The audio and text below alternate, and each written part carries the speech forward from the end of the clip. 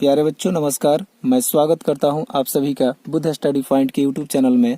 और आज इस वीडियो के माध्यम से हम लोग बिहार बोर्ड के 9th क्लास के गणित के पहले अध्याय संख्या पद्धति के अंतर्गत वास्तविक संख्याओं के दशमलव प्रसार के बारे में अध्ययन करेंगे तथा साथ ही इससे संबंधित प्रश्नावली 1.2 के क्वेश्चंस को भी हल करेंगे। तो प्यारे बच्चों, जैसा कि आप सभी को पता है कि वास्तविक संख्याएं दो प्रकार की होती है, जिसमें हम लोगों ने यह पढ़ा है कि वास्तविक संख्याएं, परिमेय संख्याएं तथा अपरिमेय संख्याएं जो होती है इन्हीं का सम्मिलित रूप होती हैं, अर्थात कि वास्तविक संख्याएं दो प्रकार की होती है। अब हम आगे जानेंगे कि परिमेय संख्याएं जो होती हैं उनका दशमलव प्रसार किस प्रकार का होता है तथा साथ ही जो अपरिमेय संख्याएं होती हैं उनका दशमलव प्रसार किस प्रकार का होता है।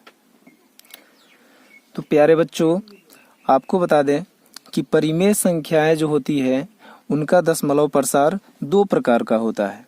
जी हाँ बच्चों, परिमेय संख्याओं का दशमलव प्रसार दो प्रकार का होता है।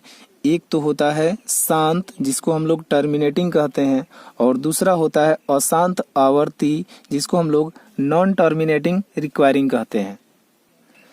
तो बच्चों, अब इस शांत तथा अशांत आवर्ती को बेहतर तरीके से समझने के लिए हम नीचे लिखे एग्जाम्पल्स को हल करेंगे और देखेंगे कि शांत तथा अशांत किसी परिमेय संख्या का होना किस कंडीशन पे आधारित होता है।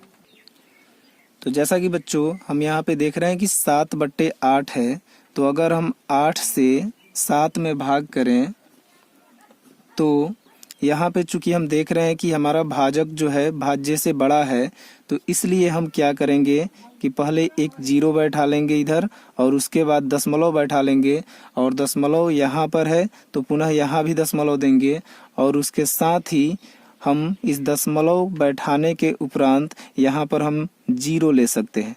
तो अब ये हमारा 70 बन गया। अब इसमें अगर हम भाग दें तो 8 का पहाड़ा जब 8 बार पढ़ेंगे तो ये हो जाएगा 64। इसके बाद जब इसको घटाएंगे तो यहाँ पे 6 बचेगा, ये कट जाएगा 6 होकर के। उसके बाद पुनः चूंकि यहाँ पे दशमलव पहले से बैठा हुआ है तो इसी के साथ हम यहाँ पर फिर से जीरो ले सकते हैं, और पुनः जब यहाँ पर देख रहे हैं 60 है तो अब हम यहाँ पे 8 सत्ते 56 लिख सकते हैं। घटाएंगे यहाँ पे 4 बचेगा, ये कट जाएगा, फिर से यहाँ पे जीरो आ जाएगा, उसके बाद में 8 पच्चे 40। अब ये पूरा कट गया। अब आप देख रहे हैं कि यहाँ पर हमारा शेषफल जो है शून्य हो गया, ये पूरा कटने की वजह से। तो परिमेय संख्याओं का शांत होना इस बात पे निर्भर करता है कि जब हम भाग की क्रिया करें और शेषफल शून्य प्राप्त हो। शेषफल क्या हो? शून्य प्राप्त हो। अगर शेषफल शून्य प्राप्त होता है तब किसी भी परिमेय संख्या का दशमलव प्रसार शांत होगा, और यदि शेषफल शून्य प्राप्त नहीं होता है तो अशांत होगा। जैसे कि अगर इस उदाहरण की हम बात करें जो कि 10/3 है, तो यदि 10 में हम 3 से भाग करें तो आप देख रहे हैं कि ये हो जाएगा 3 तिया 9, और उसके बाद में 1 बचेगा, तो इसके लिए यहाँ पर एक दशमलव आ जाएगा। अब दशमलव के बाद में दशमलव यहाँ पर हम जीरो बैठा सकते हैं, तब उसके बाद में फिर ये हो जाएगा 3 तिया 9, 1 बचेगा, पुनः यहाँ पे दशमलव है तो फिर से हम यहाँ पे जीरो ले सकते हैं, और फिर से ये हो जाएगा 3 तिया 9, फिर से हमारा शेषफल 1 बच गया। तो अब आप देख रहे हैं कि हमारा शेषफल जो है शून्य नहीं आ रहा है, और इधर जो है विभाजन की जो क्रिया है वो आगे तक जाते हुए दिख रही है। तो इस कंडीशन में जब परिमेय संख्याओं में विभाजन की क्रिया की जाती है और शेषफल शून्य नहीं आता है, तो इस तरह की जो परिमेय संख्याएं होती है उनका दशमलव प्रसार अशांत होता है।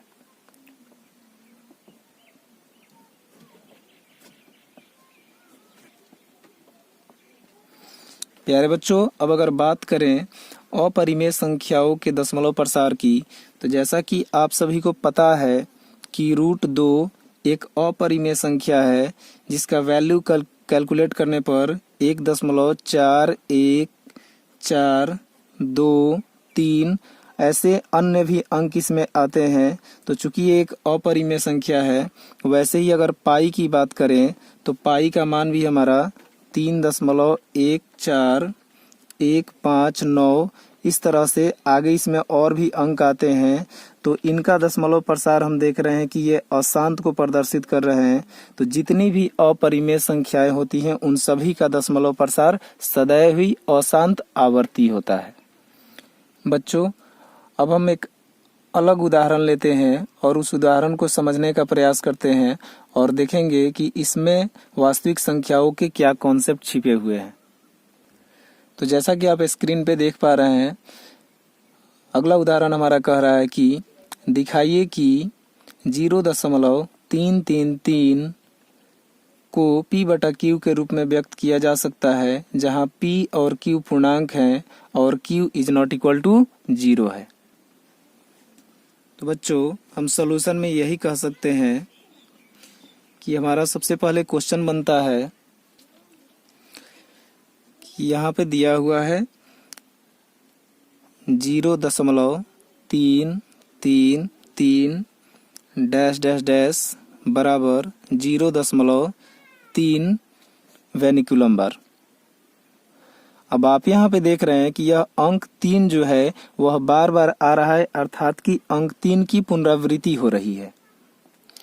तो इस कंडीशन में बच्चों, हम ये जो संख्या हमें दिखाई दे रही है इसको हम मान लेंगे x और लिखेंगे कि माना x बराबर 0.333 डैश डैश डैश।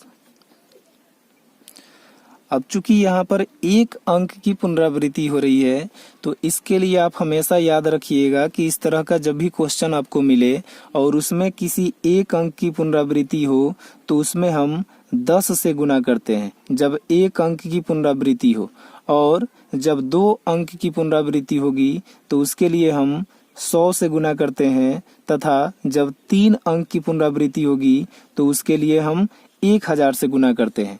तो जैसा कि आप देख रहे हैं कि इस उदाहरण वाले सवाल में यहाँ पर 333 हमेशा आ रहा है, अर्थात कि एक अंक की पुनरावृत्ति हो रही है जो अंक हमारा 3 है। तो इस हिसाब से हमने जाना कि एक अंक की पुनरावृत्ति पे 10 से गुना करते हैं, 2 अंक की पुनरावृत्ति पे 100 से गुना करते हैं और 3 अंक की पुनरावृत्ति पे 1000 से गुना करते हैं। तो इस हिसाब से अब हम दोनों तरफ 10 से गुना करेंगे। तो यहाँ पर हम लिख भी सकते हैं दोनों तरफ 10 से गुना करने पर, तब ये हमारा हो जाएगा 10x। इधर जब हम गुना करेंगे 10 से तो यह दशमलव एक स्थान आगे आ जाएगा, अर्थात कि ये हो जाएगा 3.333 डैश डैश डैश। अब यदि बच्चों इस संख्या में से हम ऊपर वाली संख्या को माइनस करें, जैसे कि आप देख रहे हैं 3.333 में से अगर 0.333 को माइनस करें तो ये 0 0 0 और ये 3 बन जाएगा। अर्थात कि अब इसको हम लिख सकते हैं कि 10x बराबर 3 प्लस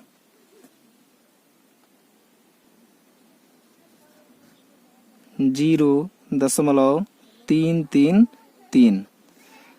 अब इसके आगे ये हो जाएगा 10x बराबर 3 प्लस, अब चूंकि इतने संख्या की अगर बात करें तो आप देख रहे हैं कि इसको हमने x माना है, 0.333 को x माना है, तो इनके जगह पर हम x को ला सकते हैं। अब आगे चलें तो ये हो जाएगा 10x। अब इस x को हम बराबर के बाएं तरफ लेके आ रहे हैं, तब ये प्लस में है तो हो जाएगा -x बराबर 3। उसके बाद में ये हमारा घट करके हो जाएगा 9x बराबर 3। अब हम लिखेंगे इसलिए x बराबर 3/9। अब ये कट करके हो जाएगा हमारा 1/3, जो कि p/q के रूप में है। और यहाँ पे आप देख रहे हैं कि 1 तथा 3 दोनों हमारे पूर्णांक हैं। तो बच्चों, अब हम इन कॉन्सेप्ट्स को समझने के बाद में प्रश्नावली 1.3 के क्वेश्चंस को हल करेंगे। तो बच्चों, जैसा कि आप स्क्रीन पे देख पा रहे हैं कि प्रश्नावली 1.3 का पहला क्वेश्चन है। इसमें कह रहा है कि निम्नलिखित भिन्नों को दशमलव रूप में लिखिए और बताइए कि प्रत्येक दशमलव प्रसार किस प्रकार का है। तो बच्चों, अब इसके पहले सवाल की बात करें कि हमें 36/100 का दशमलव प्रसार बताना है कि यह किस प्रकार का है। तो हम 36 में 100 से भाग करेंगे तो हम लिख सकते हैं हल, उसके बाद में 100 और ये हमारा 36। तो चूंकि 36 जो है इस 100 से छोटा है तो 100 से इसमें डायरेक्टली भाग नहीं लगेगा। तो इसके लिए हम क्या करेंगे, यहाँ पे 0 और दशमलव को उतार लेंगे और उसके बाद में यहाँ पर 0 बैठा सकते हैं।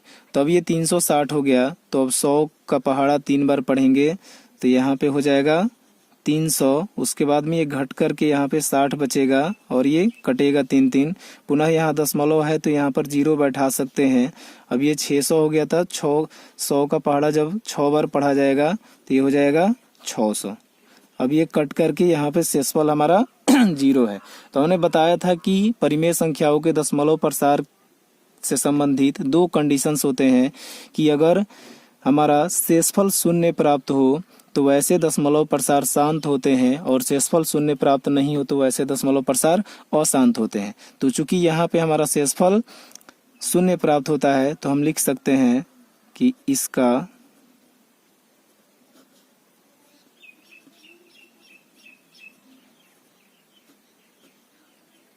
दशमलव प्रसार शांत है। उसके बाद अगर दूसरे क्वेश्चंस की बात करें तो दूसरा क्वेश्चन हमारा है 1/11। अब इसके दशमलव प्रसार को हमें बताना है तो हम क्या करेंगे, हल 11 से 1 में भाग करेंगे। तो चूंकि 1 11 से छोटा है तो हम यहाँ पे 0 और दशमलव बैठाएंगे, उसके बाद यहाँ पे 0 उतार सकते हैं। अब चूंकि 1 0 बैठाने के बाद भी 11 से छोटा हो रहा है तो हम फिर से यहाँ पे 1 0 बैठा लेंगे। अब चूंकि आपको पता है कि भाग की क्रिया में जब 2 अंकों को एक साथ कहीं पे लिखा जाता है तो उसके लिए इधर एक 0 बैठाया जाता है। तो अब ये हमारा भाग देने के लायक बन गया है। तो अब 11 से जब 100 में भाग करेंगे तो 11×9 99। अब ये घट करके 1 बचेगा। चूंकि शेषफल 0 नहीं है तो फिर से हम यहाँ पे ये दशमलव बैठाए हैं तो यहाँ पे 0 उतार सकते हैं। फिर भाग लगने लायक नहीं बन रहा है तो फिर से एक 0 उतार लेंगे और उसके बाद में चूंकि 2 अंक यहाँ पे उतारे हैं तो यहाँ पे एक 0 आएगा, फिर से 11×9 99 होगा। अब यहाँ पे आप देख रहे हैं कि इधर 0909 और इधर शेषफल हर एक स्थिति में 1 बचते जा रहा है, अर्थात कि यह जो हमारा दशमलव प्रसार होगा अशांत होगा क्योंकि शेषफल यहाँ पे 0 नहीं है। तो हम इसके लिए लिख सकते हैं इसका दशमलव प्रसार अशांत है। बच्चों, इसके बाद के जो इसमें 4 क्वेश्चन बचते हैं, 1 नंबर के रोमन के जो 4 क्वेश्चन बच रहे हैं उनको आपको खुद बनाना है, जिससे कि इसके कॉन्सेप्ट पे आपकी पकड़ और बेहतर हो जाए। तो बच्चों, अब दूसरे सवाल की तरफ चलते हैं। और दूसरा सवाल जैसा कि आप देख रहे हैं कि कह रहा है कि आप जानते हैं कि 1/7 बराबर 0.14287 वेनिकुलम वार है। वास्तव में लंबा भाग दिए बिना क्या आप यह बता सकते हैं कि 2/7, 3/7, 4/7, 5/7, 6/7 के दशमलव प्रसार क्या है? यदि हाँ तो कैसे? तो बच्चों, थोड़ा सा समय बचाने के लिए हम ये क्वेश्चन आपको डायरेक्ट दिखा रहे हैं कि चूंकि 1/7 बराबर इतना दिया हुआ है तो 2/7 बराबर हमारा हो जाएगा। तो 2/7 को हम 2 × 1/7 लिख सकते हैं, क्योंकि पुनः जब 1/7 में 2 से गुना करेंगे तो ये 2/7 बन जाएगा। अब चूंकि 1/7 का मान हमारा इतना होता है, तो जब 1/7 के मान में हम 2 से गुना करेंगे तो हमें इतना प्राप्त होगा। पुनः जब 3 में 1/7 के मान से गुना करेंगे तो हमको इतना प्राप्त होगा। इसी प्रकार जब 1/7 के इस मान से हम 4, 5 तथा 6 में हम गुना करेंगे तो हमें ये वैल्यू प्राप्त होंगे और यही हमारा आंसर हो जाता है इस सवाल के लिए। बच्चों अब चलते हैं तीसरे सवाल की तरफ। और तीसरा सवाल जैसा कि आप देख पा रहे हैं कि लिखा हुआ कि निम्नलिखित को P/Q के रूप में व्यक्त कीजिए जहां P और Q पूर्णांक है तथा Q is not equal to 0 है। तो अगर 3 नंबर के इस पहले सवाल की बात करें जो कि है 0.6 पर वेनिकुलम बार दिया है, इसको हमको परिमेय संख्या के रूप में व्यक्त करना है। तो हम इसके कॉन्सेप्ट के बारे में जान चुके हैं, तो हम सबसे पहले लिखेंगे हल और उसके बाद में इसको हम x मान लेंगे। तो माना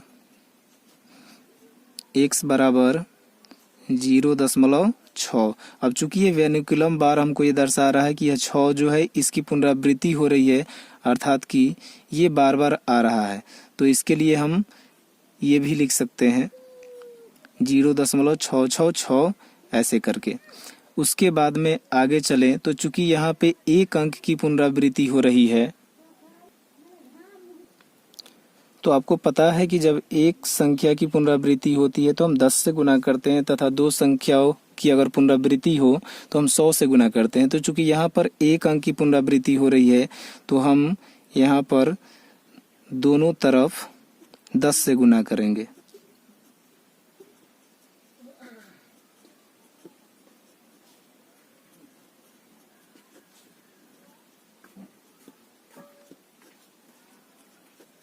तब ये हो जाएगा 10x हो जाएगा इधर। उसके बाद में इधर जब 10 से गुना करेंगे तो ये 0.1 अंक आगे चला जाएगा, तो ये हमारा हो जाएगा 6.666। अब आगे चलते हैं तो हम लिख सकते हैं कि 10x बराबर, इसकी अगर बात करें तो अगर हम 6.666 में से ये ऊपर वाली संख्या को जब माइनस करेंगे तो हमारे पास बचेगा 6। तो इस हिसाब से हम इतना को लिख सकते हैं कि 6 + 0.666। तो आगे ये 10x हो जाएगा। उसके बाद में 6 प्लस, अब चूंकि इतना बराबर x है, आप ऊपर देख रहे हैं कि इतना बराबर हमारा x है, तो इतना के जगह पर हम x लिख सकते हैं। उसके बाद में ये 10x, इस x को हम बाएं तरफ ला रहे हैं तो -x हो जाएगा बराबर 6।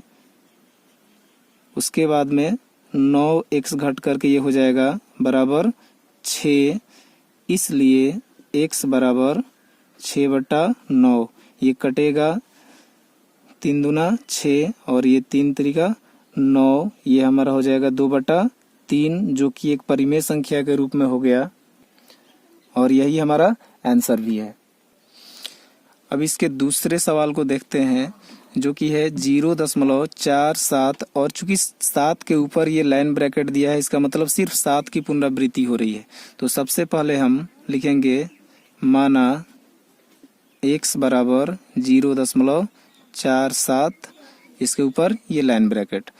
इसके बाद में हम इसको फिर से लिख सकते हैं कि x बराबर, चूंकि 7 की पुनरावृत्ति हो रही है, 7 बार बार आ रहा है, तो हम इसको इस प्रकार से भी लिख सकते हैं कि 0.4777, इस प्रकार से।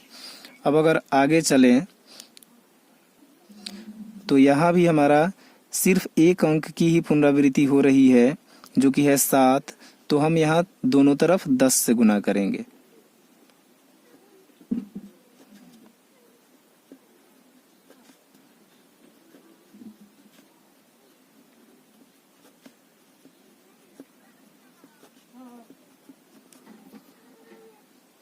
तो अब ये हो जाएगा 10x बराबर, चूंकि अब यहाँ 10 से हम गुना किए हैं तो ये हमारा 0.1 अंक आगे आ जाएगा, तो इधर हमारा हो जाएगा 4.777 इस प्रकार का। अब अगर इसमें से हम इस ऊपर वाली संख्या को माइनस करें तो बचेगा 4.777 0.477। तो यहाँ पे ये 0 0 ये 3 हो जाएगा, ये दशमलव और ये 4, अर्थात कि 4.33। तो अब हम इसको आगे लिख सकते हैं कि 10x बराबर 4.3 प्लस 0.477। अब चूंकि इतना को हमने x माना है तो अब लिख सकते हैं कि 10x बराबर 4.3 प्लस x, इसके बदले में, इतना के बदले में। उसके बाद में इस x को हम इधर ला रहे हैं तो ये हो जाएगा 10x माइनस x बराबर 4.3, ये हो जाएगा 9x बराबर 4.3। तब हम लिख सकते हैं इसलिए x बराबर 4.3/9। अब चूंकि इस दशमलव को हटाने के लिए हम प्रॉपर्टीज जानते हैं पहले से कि दशमलव के बाद जितना अंक होता है दशमलव हटाने के बाद में उतना नीचे 0 बैठ जाता है। तो हम इसको लिख सकते हैं कि 43, दशमलव हटने के बाद में 43 हो जाएगा और नीचे एक 0 बैठ जाएगा, 43/90, जो कि हमारा इस क्वेश्चन का आंसर है।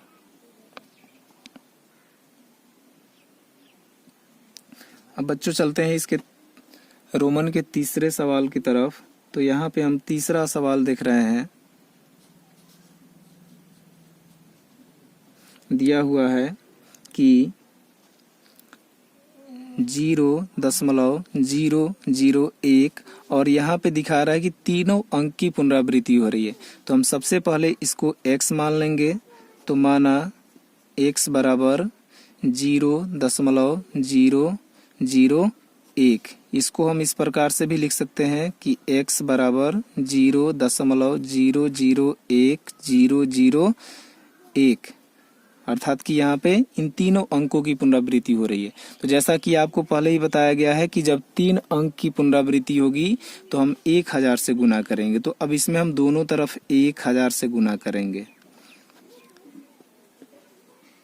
दोनों तरफ 1000 से गुना करने पर तो ये हमारा हो जाएगा 1000 x बराबर, अब इसमें जब 1000 से गुना करेंगे तो ये दशमलव हमारा 3 अंक बाद चला आएगा, क्योंकि 1000 में 3 0 होता है और गुना जब करेंगे तो ये 3 अंक के बाद दशमलव आ जाएगा। तो 3 अंक के बाद जब दशमलव यहाँ पे आ जाएगा तो ये हो जाएगा 1.001, इस प्रकार का। अब हम इसको आगे लिख सकते हैं कि 1000x बराबर 1 प्लस 0.001, इस प्रकार से।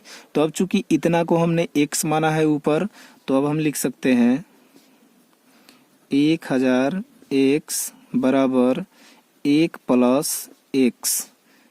अब इस x को हम इधर लेके आ रहे हैं तो ये हो जाएगा 1000x, इधर प्लस में है इधर आएगा माइनस में हो जाएगा माइनस x बराबर 1।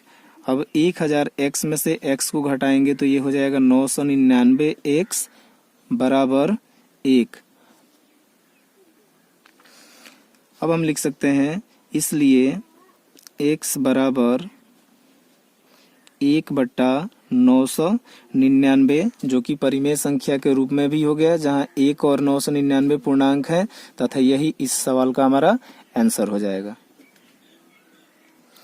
उम्मीद है यह वीडियो आप सभी को पसंद आया होगा। मिलते हैं फिर अगले वीडियो में, तब तक के लिए नमस्कार, धन्यवाद।